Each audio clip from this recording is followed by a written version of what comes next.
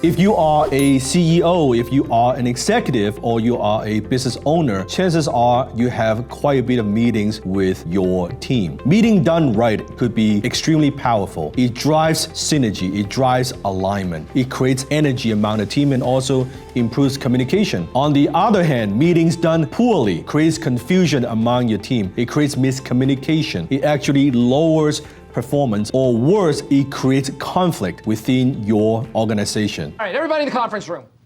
I don't care. Just get in here right now. It's fascinating to me that we spend so much time in meetings, yet we don't spend enough time thinking about how we could run more effective meetings. Today, I'm going to share with you 7 tips when it comes to running effective meetings. Now, these are lessons that we've learned the hard way in our organization. And we have tested. You will not believe how many different types of agendas and format and venue. I mean, you name it. We have tested a lot of them. Now, these are just my opinions, but I would recommend you listen closely and test out some of these strategies next time when you run your meetings and see if they make them more effective. Tip number 1 for running effective meeting is eliminate them. Eliminate unnecessary meetings. You are terminated. Ask yourself this question. Do we really need to have a meeting about this? Because it's very easy. Oh, let's just call for a meeting. But could you get that done in an email? Could you do that through a message? Would it be more effective if you actually do a memo on it and everybody gets that piece of paper, gets that PDF? Now, within our organization, we do a weekly memo. We highlight certain members. We want to recognize certain members. We also talk about what is happening within our organization. Or sometimes it could be summary of what we talked about. A simple weekly memo would get a lot of messages across. It improves communication. Not every single time you have to have a meeting. Now, it's not a big issue when you have a small team, 5, 10 people. Let's call a meeting. But when you have 10, 20, 30, 50, 80, 100 people, if every single time you gather that many people, you're wasting each other's time. Do I really need this person to be in this meeting? Or would their time be better spent on getting shit done and doing something else? So eliminate all those unnecessary meetings first, so what we have left are those meaningful, useful, practical, effective meetings. Meeting tip number 2, different meetings require different strategies and structures. Within our organization, we have our quarterly meeting. We have our quarterly executive meeting as well as our quarterly team meeting. Before COVID-19, we'll have as many team members gather together in Vancouver. They would fly in and we would have a meeting with the entire team every quarter. Usually it's on-site, sometimes it's off-site. With the executive meeting, we usually do it a week before. So just all the C-suite executives, we get together usually for a full day the week before the quarterly full team meeting. This is how we do it. Anything that we want to talk about, any initiatives that we want to let the entire team know, we do that. So quarterly. Now, these quarterly meetings, they are designed for team bonding. They are designed to improve communication. They are designed to drive alignment. So what makes it effective is ask yourself, how do you get everybody involved? So it's not a one-way communication. It is not a reporting thing. It is not an announcement thing. Truly is a strategizing, brainstorming, but much more bonding. It is about the team getting together, getting to know each other. People that sometimes they might not have a chance to talk to and meet each other because as the company gets bigger, in this case, this department will get to meet that department. Oh, you know what? I saw you on Slack. We kind of talked, but we've never met. This is the chance to do that, to strengthen that bond within the organization.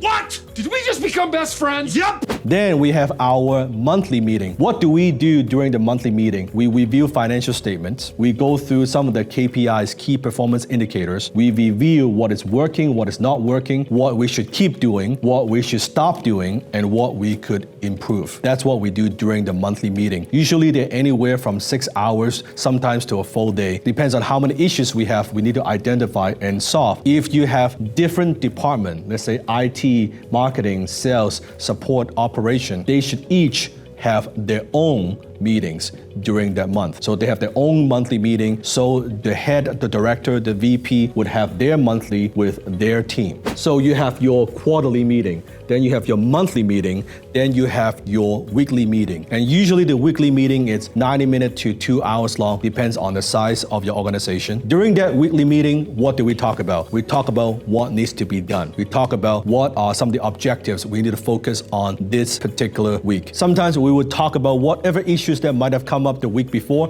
whatever emergency problems that we got to solve, that weekly meeting is very much for alignment. It's make sure everybody's on the same page. It shouldn't be too long. 90 minutes, 1 hour, maximum 2 hours should be enough for most organizations. Then you have my favorite, which is the daily huddle. Huddle, let's go. Why are you walking? And each department head should have a daily huddle with the team. And it shouldn't be too many people the way that I have done it. Now, daily huddle, of course, you meet every single day. It shouldn't last more than 10 minutes, ideally 7 to 8 minutes. Very, very short. Usually is before the day starts. Example, if you start 9 a.m. in the morning, the daily huddle, 8:50. Very quickly, we get together, we talk about a quick win within that department or that team has. What are the priorities for today? What are the 2-3 things we're gonna focus on? Oh, I'm gonna focus on this and this, good. What are you gonna focus on? I'm gonna focus on this and this, good. So everybody's on the same page. Now, a quick 1 minute from each team member, that's all we need. Now, remember, you are not supposed to solve problems within the daily huddle. If someone says, oh, I've got a problem with a customer, we need to solve this problem, that's fine. You could sidebar this with a one-on-one, or you would bring this up if it's not urgent in the next weekly meeting. So the daily huddle is not designed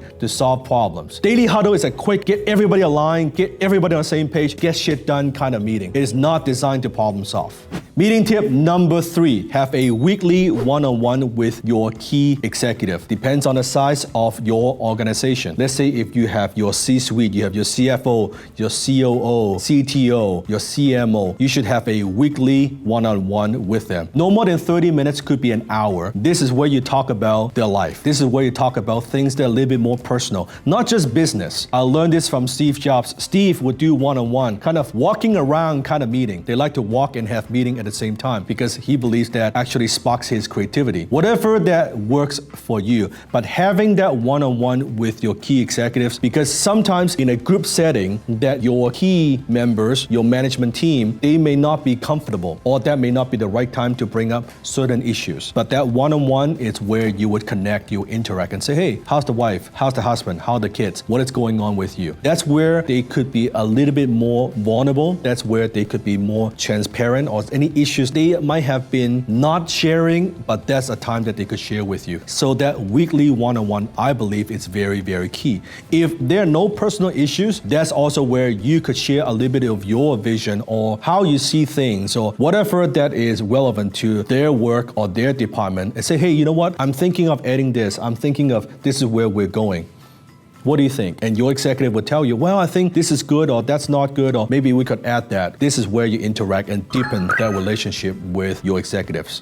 Tip number 4, no agenda, no meeting. That's it. This is a mistake that I have made early on in my career, that we would just meet and we would talk. We would just talk about stuff, and then I come unprepared. The other team members come unprepared. You do not want to do that. It is a very good policy to have. No agenda, no meeting. So if someone says, oh, I'm going to call a meeting. Okay, what is the agenda? That's the first question. What are we trying to accomplish? What does that meeting look like? You might be thinking, but then creating that agenda and have to map it out and kind of time it and all this stuff. Oh, this seems like a lot of work. I have to put in a lot of time. You have to train yourself and your team to do that if you want to run effective meetings, because now you go in with a plan. You have an agenda. Now what happens is, has this ever happened to you? You talk about certain things and then you go off a tangent, and before you know it, an hour is gone and you haven't even tackled the issue that you wanted to tackle in the first place. Why? Because you don't have an agenda. When you have an agenda, you're looking at the agenda. If someone goes off a tangent, including myself or any key members, hey, stop, let's focus on the agenda. Let's get back onto the agenda. Or let's sidebar that issue, but we gotta focus on this agenda. You give yourself, okay, the first 10 minutes we're gonna talk about this, then the 30 minutes we're gonna talk about that, and then 5 minutes we're gonna do this. You have that agenda. You got to have a plan. When you have an agenda, every single person that is participating, if necessary, they should bring the necessary information, statistics, reporting, whatever it might be, so that we are ready to go. We don't need to waste time. You don't want to go into a meeting, oh, do you have information on this and this and that? They spend 5 minutes searching for it while everybody's just waiting on them. It's like, okay, that's great. That just wastes everybody's time. You have to look at it this way. Think about an average executive. Let's say you pay them 6-figure a year. Their time is very, very valuable. When you have 5, 6, 7 people in a room, if you spend half a day together, just think about how much that costs your company. When you look at it this way, you better make sure that meeting is productive. You better make sure you're getting a better return from time invested, from money invested, from all of us together versus why not just have them go execute more tasks. If you're going to gather everybody, it is your job as a CEO, as an executive, as a leader to make sure that is time well spent. Does that make sense?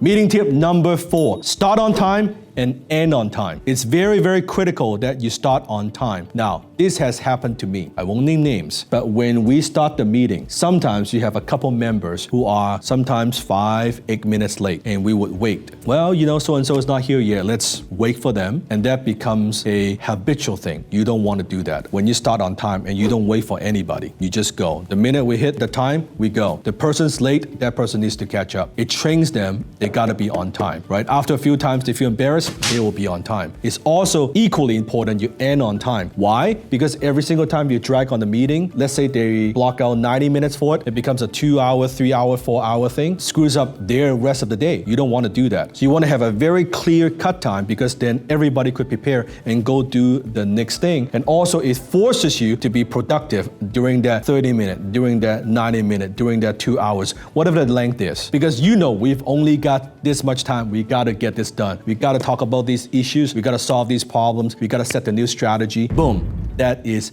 it. Sometimes it would be helpful if you actually have one of the team members to be a timer, someone to be a timer. And remind the team, okay, this is good. We talk about these issues. We're still on track, or we are behind. We've only got 10 minutes. What do we need to do? Remind the team, we've got 30 minutes left. We've got 10 minutes left. We've got 5 minutes left. Very simple thing to do. Just get someone to be a timer. Meeting tip number 5, give team members permission to opt out. This is another lesson that I've learned. Think about if you have a long meeting, do you actually need everybody to be there? If you need them to be there, do you actually need everybody to stay for the entire thing? Or maybe they just need to stay for a portion of the meeting that is relevant to them. When I say relevant, what do I mean by that? It means whoever is attending the meeting, either they will add value to the meeting or receive value from the meeting. That is relevant. So maybe you have a 4-hour meeting. Someone or a group only needs to be there for the first hour. The rest of the 3 hours, that is not relevant to them because they cannot add value to the conversation, to the meeting, or they will not receive value from that conversation. So why are they there? They're there because you tell them to be there. So give your team members the option, the permission to opt out so they could go do other things. This is a very, very good habit to have. Tip number 6, everybody speaks. During our monthly meeting, we have each department present. So it could be the sales or the marketing or productions. Now the key is if let's say the sales department is presenting, it's not just the director of sales that's doing all the talking. What I do is I want each person within that department all speak a little bit. Imagine like a mini TED Talk from each department, and they would prepare, they would get the slides ready. The department head will facilitate, but every single department, ideally, you want them to say a few things. You want them to share a little bit about their perspectives, because then they have a voice. What you don't want within a meeting is you have a few people that dominates the entire meeting. Everybody should have a voice. If they don't have a voice, guess what? They tune out. Now, what is a good meeting? I believe a successful and effective meeting is each team member walks away from the meeting, they get more clarity, they get more confidence, they get more motivation, or they feel recognized. They should walk away with some kind of value. They walk away from the meeting with something, not just a to-do list.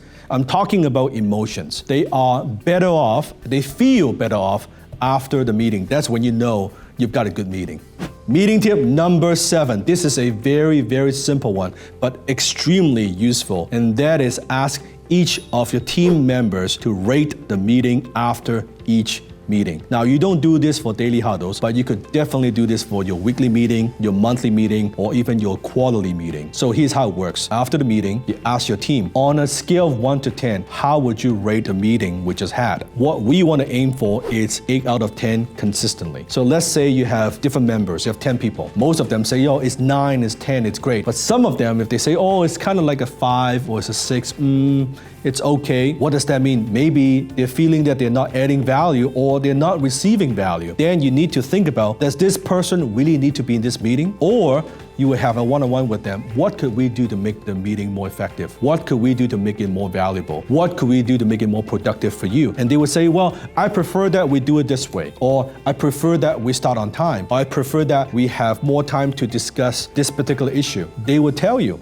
and you would take those feedback from your team members directly and you improve your meeting. So every single time we're aiming 8 out of 10, 8 out of 10, 8 out of 10, 9 out of 10. And when everybody's on the same page and you get a high rating every single time, then you know you have a very successful meeting. If you want to know a little bit more of how we do it and how we conduct our meetings, I'll put together a simple weekly meeting planner template that you could download for free. All you have to do is click on the link below. Use some of these tips and come back and comment below and let me know how they work for you.